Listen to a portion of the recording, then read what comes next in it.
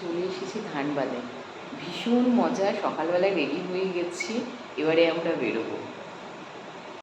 আমরা অ্যাকচুয়ালি ধানবাদে ঢুকে গেছি অনেক সকালেই, যেরকম টাইমের আগে আমরা ধানবাদে এসে গেছি।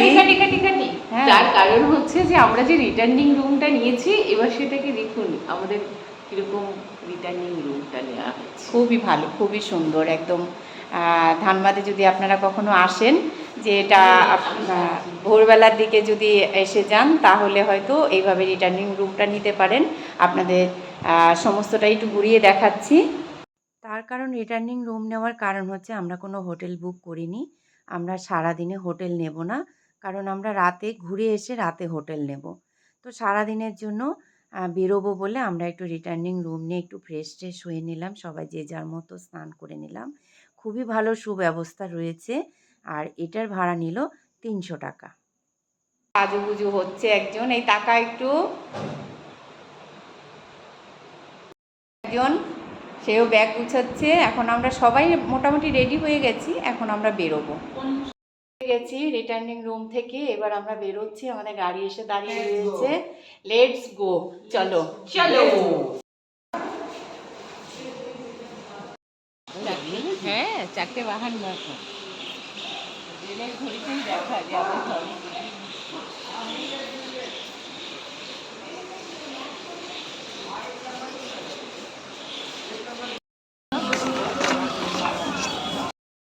আমরা এখন একটু গাড়িতে উঠবো, তার আগে ড্রাইভার দাদা বললো যে একটু চা খেয়ে নিন।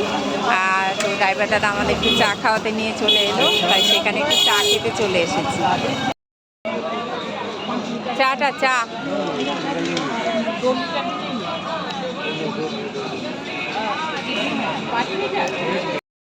আমাদের যাত্রা শুরু, গাড়িতে উঠে পড়েছি।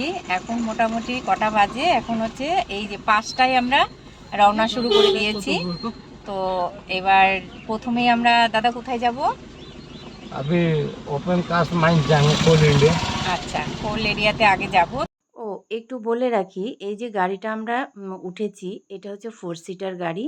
আমরা কিন্তু কলকাতা থেকেই বুকিং করেই এসেছি। তো বুকিং আমাদের 2 দিনের জন্য বুকিং রয়েছে। 2 দিনে আমাদের 5,000 টাকা এটা আমাদের বুকিং করা রয়েছে। তো যাই হোক, গাড়িতে উঠে আমরা আমাদের যাত্রা শুরু করে দিয়েছি। আমাদের প্রথম তো বলেই দিল কোল এরিয়াতে নিয়ে যাবে, কয়লা খনিতে। সেখানে গিয়ে আমরা দেখব। তো আপনারা সাথে থাকুন, দেখতে থাকুন। পুরো ভিডিওটাই আপনাদের সঙ্গে শেয়ার করব, যা যা দেখব, যা যা ঘুরব। আর আমরা এখানে কেন এসেছি সেটাও আমাদের একটা সারপ্রাইজ রয়েছে, আপনাদের সঙ্গে পরে শেয়ার করব। তো চলুন সবাই দেখতে থাকুন, সাবধানে থাকুন।